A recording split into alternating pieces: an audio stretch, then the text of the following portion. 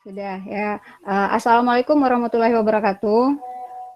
Waalaikumsalam Waalaikumsalam warahmatullahi warahmatullahi wabarakatuh. Selamat siang menjelang sore anak ibu. Gimana banget? Semangat. Semangat pembelajarannya. Oh ya, link absen sudah diisi kan semuanya? Sudah, Bu. Sudah ya. Oke. Ya, Reza bisa pimpin kawannya untuk doa. Marilah teman-teman, sebelum kita memulai pelajaran siang hari ini, marilah kita berdoa menurut agama dan kepercayaan masing-masing. Berdoa mulai. Sebenarnya reaksi kimia itu sangat dekat dengan kehidupan kita sehari-hari. Nah, untuk itu Ibu akan menayangkan video beberapa peristiwa kimia yang ada di sekitar kita. Mungkin kalian bisa tonton videonya.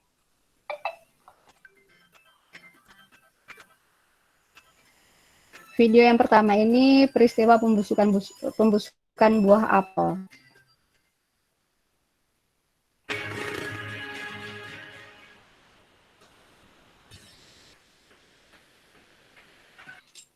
Nah, peristiwa kedua tadi kembang api ya.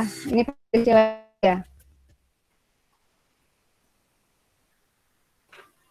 Nah, video yang keempat ini proses identifikasi virus COVID-19.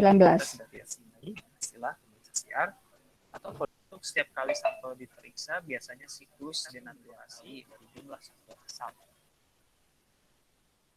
Nah, sudah kalian lihat videonya tadi? Sudah, Bu. Sudah, Bu. Ya, kalau sudah kalian lihat, kira-kira dari video tadi info apa yang kalian dapatkan? Itu dari video itu tuh kalau kecepatan reaksi itu ada yang apa tuh cepat, ada yang lambat. Kayak pembusukan buah tuh cuman butuh beberapa hari atau gitu. Terus kalau yang kayak perkaratan logam tuh lebih lama atau apa gitu. Benar yang kata Anggi tadi ya, dari video yang Ibu tayangkan tadi, berdasarkan waktu reaksinya ada yang berjalan dengan cepat. Contohnya itu nyala kembang api. Ada juga reaksinya itu yang membutuhkan waktu agak lama. Contohnya tadi seperti pembusukan apel sama hasil tes PCR COVID. Tetapi ada juga reaksi kimia itu yang membutuhkan waktu yang sangat lama. Contohnya perkaratan besi. Kira-kira kalau dari situ tadi, kira-kira akan muncul pertanyaan baru lagi nggak sih? Kira-kira pertanyaan barunya apa yang akan muncul? Mengapa reaksi perkaratan logam lebih lambat daripada pembusukan buah? Mengapa perkaratan besi lebih lama dibanding pembusukan buah? Bisa. Apalagi kira-kira? Bisa itu ya, betul. Apalagi kira-kira pertanyaan yang akan muncul? Apa yang faktor yang mempengaruhi cepat lambatnya suatu reaksi? Apa yang mempengaruhi cepat lambatnya reaksi itu? Betul. Hanya mengapa ada reaksi yang berjalan cepat dan ada yang lambat? Dan apakah ada hal-hal yang akan mempengaruhi kecepatan reaksi itu? Nah, makanya pada siang hari ini pelajari tentang faktor-faktor yang mempengaruhi laju reaksi. Nah, adapun tujuan mempelajari faktor-faktor laju reaksi ini, yang pertama kita mampu menjelaskan hubungan teori tumbukan dengan konsep laju reaksi. Yang kedua, kita mampu menjelaskan faktor-faktor yang mempengaruhi laju reaksi.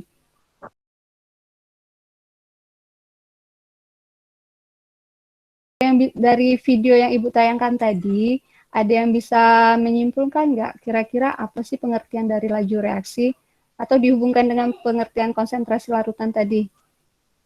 Perubahan konsentrasi reaktan atau produk persatuan waktu. Laju reaksi adalah perubahan konsentrasi reaktan atau produk persatuan waktu. Nih, pengertian dari laju reaksi adalah berkurangnya konsentrasi reaksi atau reaktan tiap satuan waktu atau bertambahnya konsentrasi hasil reaksi tiap satuan waktu. Kalau bisa Ibu lanjutkan. Tadi kan di tujuan Ibu itu kita mampu menjelaskan hubungan teori tumbukan dengan konsep laju reaksi. Nah, untuk teori tumbukan ini Ibu akan menayangkan video, silakan Silakan videonya? lihatnya. Jalan Bu. Berjalan, Bu. Jalan, Oke, Bu. silakan dilihat. Silakan diperhatikan videonya.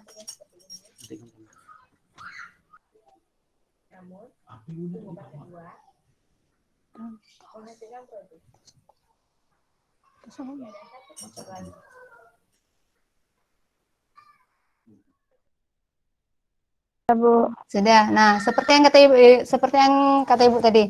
Tadi kan Ibu menganalogikan teori tumbukan ini dua orang yang saling bertabrakan. Contohnya si Viola sama si Anissa. Nah, produk yang Ibu inginkan itu terbentuknya benjolan di kening. Kira-kira supaya terbentuknya benjolan di kening itu, bagaimana tabrakan yang terjadi? Satu arah atau satu sisi? Satu arah atau satu sisi. Berarti arahnya harus tepat, bagus. Iya, supaya terbentuknya suatu benjolan, maka arah tumbukannya itu harus tepat. Artinya kalau mau terbentuknya benjolan di kening, berarti kening harus ketemu dengan kening, ya. Terus seperti itu juga dengan laju reaksi. Jadi supaya reaksi itu berjalan, maka arah tumbukannya harus tepat. Nah, selain arah yang tepat, apalagi supaya terbentuknya benjolan? Harus kuat. Tumbukannya harus kuat, betul. Jadi syarat terjadi karena tumbukan antar partikel zat yang bereaksi. Dalam laju reaksi, energi kinetik berhubungan dengan energi aktivasi. Energi aktivasi adalah energi minimum yang diperlukan untuk menghasilkan energi efektif. Ibu sudah membagi kalian ke dalam menjadi 4 kelompok ya. Silakan masing-masing kelompok itu silakan cari masuk ke room kecil. Ibu sudah mengirimkan linknya. Silakan dicari kalian berada di kelompok berapa. Silakan kalian masuk ke link kecil itu. Silakan kalian berdiskusi. Jadi Ibu memberikan tugas ke kalian untuk mengisi LKPD. Nah, untuk mengisi LKPD ini kalian berdiskusi dengan dengan teman satu kelompok. Ya, kalian masuk ke room kecil ya. Ya, Bu. Ya Bu. LKP. Vio, LKPD-nya udah dibuka, Vio? Ini lagi buka Bu. Sudah buka. Oke, silakan berdiskusi dengan anggota kelompok ya. Ibu bimbing. Kotak-kotak. Oh ya, ya. Nomor Pan. 1 kan? Oh, yang faktor pertama apa Pan biar sama kayak Ambo? Bentar Bia. Kau apa? Kau dulu biar kamu kau aja bikin luan biar kamu tidak ngikutin. Bentar lagi cari dulu. Ini ada 4 kan? Iya. Ambo itu kan suhu. Syarat nomor 1, 2 kok susah coy. Ambo pikir itu yang paling mudah aja kan nomornya dari nomor 1 tadi. Soalnya menurut pendapat sendiri kan, kok salah. Jangan salah. Kan pendapat dewe, jangan salah lah. Sudah? Sudah Bu. Semua sudah kembali ke room utama? Sudah, Bu. Ada yang belum Bu? Sudah. Kelompok 1 tadi ada Anissa, Amelia, Reza, Gerin. Kelompok 1 siapa yang mau presentasi? Silakan. Assalamualaikum warahmatullahi wabarakatuh. Waalaikumsalam warahmatullahi wabarakatuh. Jadi saya Viola Sibrazarani mewakili dari kelompok 3 akan membacakan hasil diskusi dari kelompok kami. Faktor-faktor yang mempengaruhi laju reaksi itu ada 4. Yang pertama, konsentrasi. Jika katalis ditambahkan pada reaktan, kedua zat tersebut bereaksi membentuk zat yang sangat mudah bereaksi dengan zat reaktan yang lain. Inilah mengapa katalisator dapat mempercepat suatu reaksi kimia. Itu saja penyampaian dari kelompok 3. Lebih dan kurang mohon maaf. Apabila ada teman-teman yang ingin bertanya, silahkan. Ya, kelompok 3 sudah mempresentasikan hasil diskusinya, di mana menurut kelompok 3 tadi, faktor-faktor yang mempengaruhi laju reaksi itu tadi ada 4 kan, kalian sudah dengar sendiri. Mungkin ada di antara kelompok yang lain mau bertanya, atau ada yang mau ditanyakan, silakan. Atau ada yang mau menambahkan juga? Ada. Ada? Oh, silakan Ki.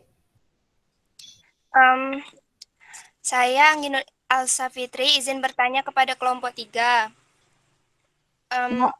Sebutkan contoh pengaruh katalis dalam suatu mungkin larutan. kelompok 3. Kalau enggak ada yang ini mungkin bisa Ibu tolong ya menjelaskannya. Kalau kalian pernah yang cewek-cewek mungkin ya ini pernah lihat orang tua kalian masak daging? Pernah, Bu. Pernah. Kalau orang tua masak daging itu ada memasukkan sesuatu enggak dia? Ada. Apa yang dimasukkannya? Banyak, Bu. Bumbu. Oh, bumbu. Nah, ya, Mas Ibu gini. Nah, kalau kalian lihat ya, ketika orang tua kalian memasak daging, biasanya orang tua itu menambahkan atau memasukkan batang pepaya atau daun pepaya. Pernah lihat nggak?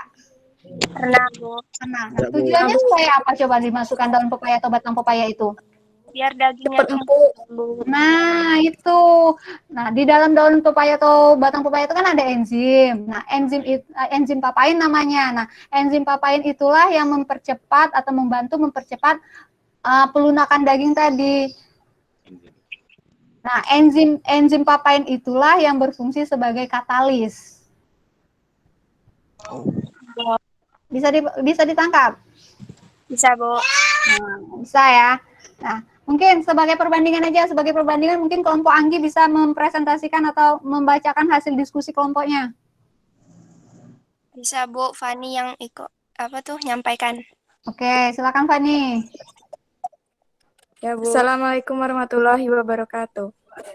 Waalaikumsalam warahmatullahi wabarakatuh. Saya Fania Priyananta ingin mempresentasikan hasil kerja dari kelompok kami. Faktor-faktor yang mempengaruhi reaksi terdiri dari yang pertama konsentrasi, luas permukaan, suhu, dan katalis. Terima kasih Fani. Nah, jadi faktor-faktor tadi udah 2 kelompok yang mempresentasikan. Jadi faktor-faktor yang mempengaruhi laju reaksi itu ada 4 ya. Ada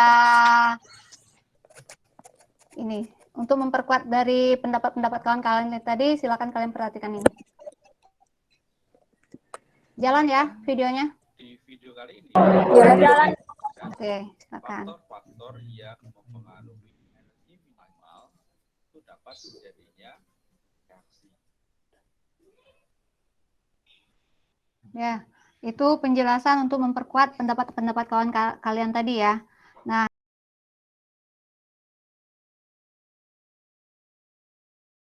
jadi dari pembelajaran kita hari ini, apa yang dapat kalian simpulkan?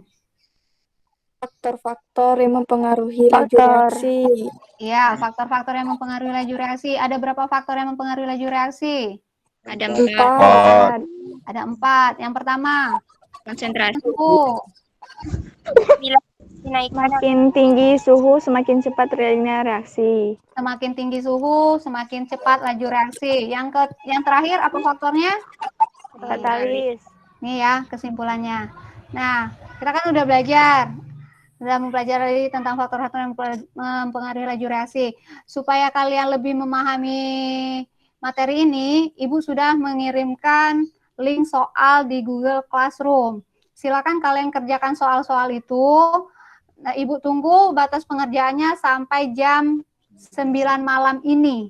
Karena waktu belajar kita sudah habis, maka kegiatan ini Ibu tutup. Oke, Reza, pimpin doa untuk mengakhiri pelajaran.